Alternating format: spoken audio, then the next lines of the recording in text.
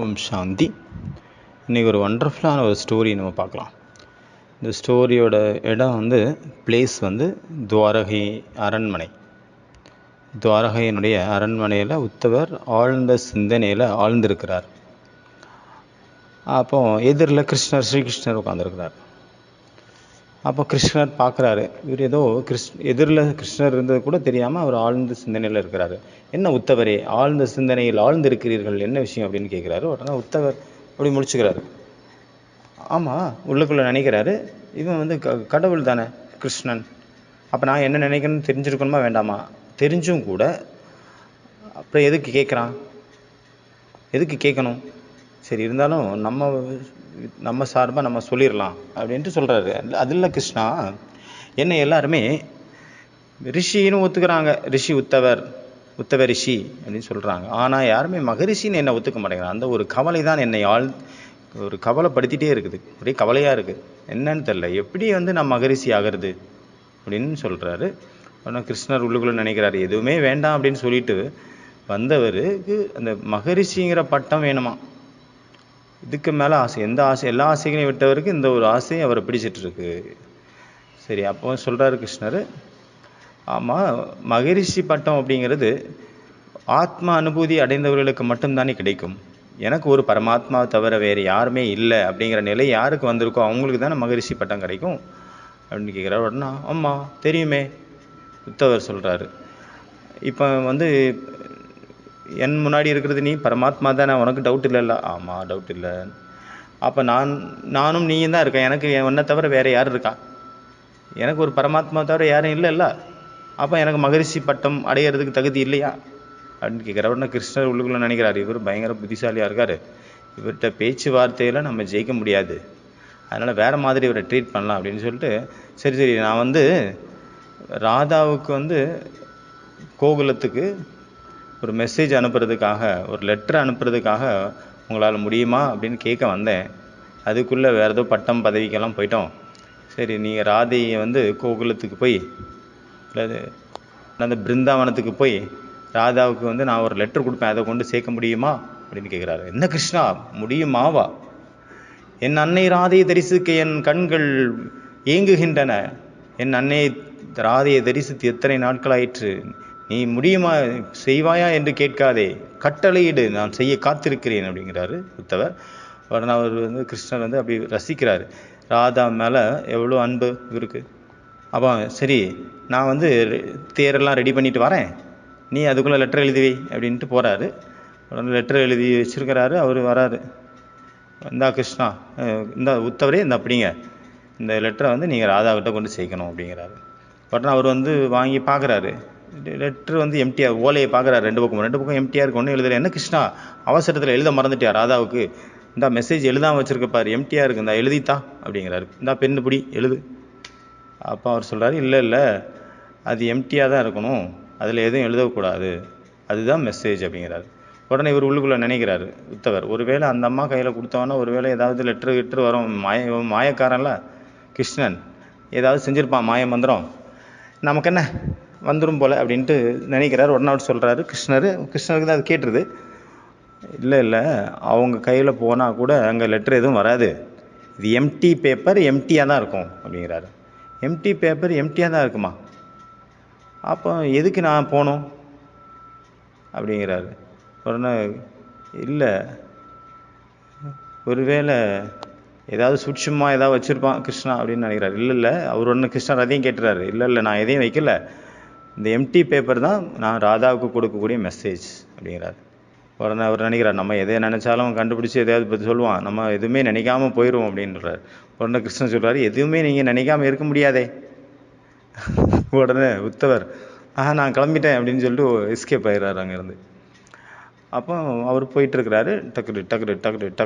டக்குன்னு குதிரையில் போயிட்டுருக்கிறார். அப்போ உத்தவருக்கு ரொம்ப கவலையாக இருக்குது. அன்னை ராதையை நினச்சி ரொம்ப கவலைப்படுறாரு. ஒரு காதலன் தன்னுடைய ஒரு காதலிக்கு எத்தனை வருஷம், 20-25 வருஷம் ஆச்சு பிரிஞ்சு இந்த பிருந்தாவனம் இல்லை கோகுலத்தை தாண்டி 25 வருஷத்துக்கு மேலே ஆச்சு. இன்னும் ஒரு தடவை கூட போய் பார்க்கல, தன்னுடைய காதலி ராதையும் பார்க்கல, தன்னுடைய பக்தர்கள் கோபிகைகளையும் பார்க்கல. அப்படிப்பட்ட ஒருத்தவங்களுக்கு லெட்டர் அனுப்புகிறாரு. ஆனால் ஒரு வார்த்தை கூட எழுதலை. அப்போ என்னுடைய அன்னை ராதை வந்து எவ்வளோ மனசு சங்கடப்படும். தன்னுடைய காதலன் ஒரு வார்த்தை கூட எழுதாமல் ஒரு லெட்டர் அனுப்பியிருக்கான். முதல்ல ஒரு லெட்டர் அனுப்பியிருக்கான், அதில் எதுவுமே இல்லை அப்படின்னு வருத்தப்படுவாங்களே அப்படின்ட்டு அவர் ராதா மேலே ரொம்ப அவருக்கு கவலை வந்தோடனே அப்போ ஒரு தடவை ஒரு முடிவுக்கு வராரு. சரி, நம்மளே கிருஷ்ணர் எழுதுகிற மாதிரி ஒரு வார்த்தை எழுதிட்டா என்ன அப்படின்னு நினைக்கிறாரு. நம்மளே எழுதிடுவோம், தெரியவா போகுது கிருஷ்ணனுக்கு, இல்லை நான் தான் எழுதினேன் கிருஷ்ணர் எழுதலைன்னு ராதாவுக்கு தெரியவா போகுது அப்படின்ட்டு எழுதுறாரு. எழுத ஆரம்பிக்கிறாரு.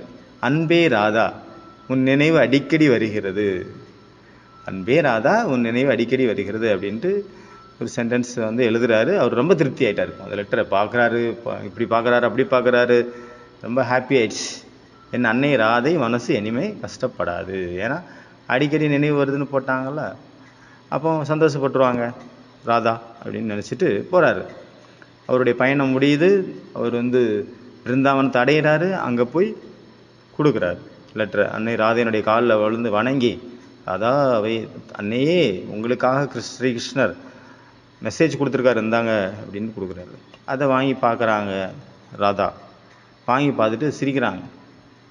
என்ன உத்தவரே, எதுவுமே எழுதாமல் தானே கிருஷ்ணர் கொடுத்தாரு. அது அப்போ அப்படி இருக்க இதில் எழுதுனது யார்? வேற யாரோ எழுதியிருக்காங்க. யார் எழுதுனா? ஐயோ ஒரு உடனே நினைக்கிறார், ஐயோ இவங்களுக்கு எப்படி தெரிஞ்சது? ஐயோ நான் தாங்க எழுதுனேன், கிருஷ்ணர் வந்து எழுதுகிற மாதிரி. எதுக்காக எழுதுனீங்க? இல்லை, பல வருஷமாக உங்களை கிருஷ்ணர் வந்து பார்க்கவே இல்லை, உங்களுக்கு வருத்தப்படுவீங்க அப்படிங்கிறதுக்காக நீ எழுதியிருந்தேன் அன்பே. அப்போ எப்படி வந்து அதாவது நான் எழுதுனேன், ஓகே, கிருஷ்ணர் எழுதலைன்னு எப்படி கண்டுபிடிச்சிங்க அப்படின்னு கேட்குறாரு. ஒன்று அவங்க சொல்கிறாங்க, இதில் என்ன எழுதியிருக்கு பார்த்தீங்களா, இந்த ஓலையில் என்ன எழுதியிருக்கு? அன்பே ராதா உன் நினைவு அடிக்கடி வருகிறது. அப்படின்னா என்ன அர்த்தம்? அன்பே ராதா உன் நினைவு அடிக்கடி வருகிறது அப்படின்னா என்ன அர்த்தம் தெரியுமா? உள்ளர்த்தம் ராதா கேட்குறாங்க. என்ன உள்ளர்த்தம்? உன் நினைவு அடிக்கடி வருகிறது அப்படின்னா உன் நினைவு அடிக்கடி மறந்தும் போகுது அப்படின்னு அர்த்தம். சதாங்கிற வார்த்தை வரல, அடிக்கடி தானே வந்திருக்கு. நான் வந்து கிருஷ்ணரை வந்து என்னை மறக்க விடுவேனா? இல்லை கிருஷ்ணர் தான் என்னை மறப்பாரா?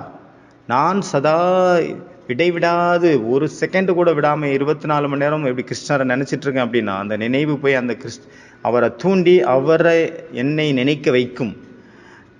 நான் கிருஷ்ணரை நினச்சி கிருஷ்ணராகவே மாறிடுவோம். கிருஷ்ணர் என்னை நினைத்து அவர் ராதாவாக மாறிடுவார். நாங்கள் 2 பேரும் வேறு இடத்துல இருக்கிறோம், நாங்கள் 2 பேரும் சந்திக்காமல் இருக்கோம் அப்படிங்கிறத நினச்சதுனால வேறு இடத்துல இருக்கிறனால நீங்கள் தப்பாக புரிஞ்சுக்கிட்டு இந்த மாதிரி எழுதிட்டீங்க. ஆனால் நேரில் இருந்தால் மட்டும்தான் நினைவு இருக்கும் அப்படின்னு அவசியம் இல்லை. நம்ம மனசுக்குள்ளே அவர்களுடைய நினைவு இருப்பது தான் ரொம்ப முக்கியம் அப்படிங்கிறார்.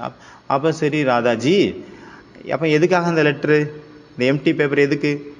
இந்த எம்டி பேப்பர் உங்களுடைய மனசு உங்களுக்கு பாடம் புகட்ட சொல்லி கிருஷ்ணர் அனுப்பியிருக்க ஒரு மெசேஜ் தான் இந்த எம்டி பேப்பர். உங்களுடைய எதுவுமே வேண்டான்னு வந்த உங்கள் ரிஷியாக நீங்கள், ஆனால் இங்கே வந்துட்டு மகரிஷி பட்டம் வேணுமா, பதவி வேணும், அதிலெல்லாம் ஆசைகள் போகுது. உங்களுக்கு புத்திமதி சொல்லியிருக்கிறாரு கிருஷ்ணர். நீங்கள் வந்து என்ன சொன்னீங்க கிருஷ்ணர்கிட்ட?